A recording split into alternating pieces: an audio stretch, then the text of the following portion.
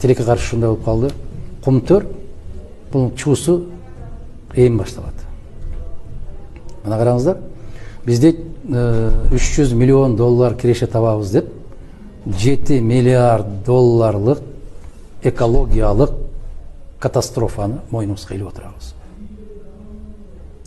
Бул өтө уят маселе. Аябагандай чоң маселе. Мен жөнөкөй элге түшүнүктүү болуш үчүн кандай деп айтсам, кайнап аткан казанда аш бар да. Ошол ашты биз алдык дейт. Жок, ашты алган жоксуң. Ашты алар алып кетти, калдыгын сен калтырдың дагы. Эми ошол калдыкты жеп туруп, кайра казанды өзүң тазалап жуушуң керек да. Кантип түшүндүрөйүн башка? Такыр түшүнбөй койду да. Кумтөр бизге өттү деп баягындай ачык кыйкырык салып аткандарга айтып атканым ушул. Кумтөр өттү.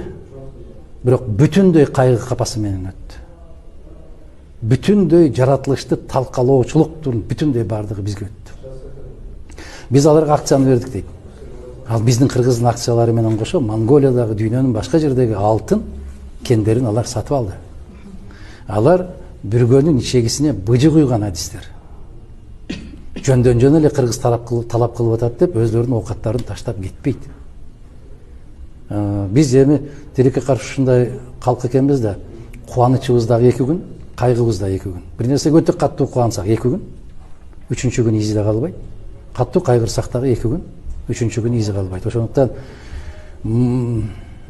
бул оор маселе биздин башыбызга бир балей болуп калат да. Эми элестетсеңиздер, 300 миллиондон жылына киреше алып турган болсок, канча жылда 7 миллиард алабыз?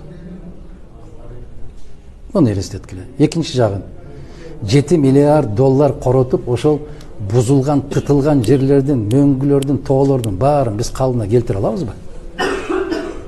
Кумтөрдө тытылган жерде эмес, Бишкектин жыртык тешик жөө басып жүрчү жолдорун оңдой албай атабыз.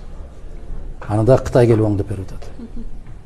Мындай реалдуулукту айтып койсоң аябай жаман көрүнгөн мезгил болуп калды.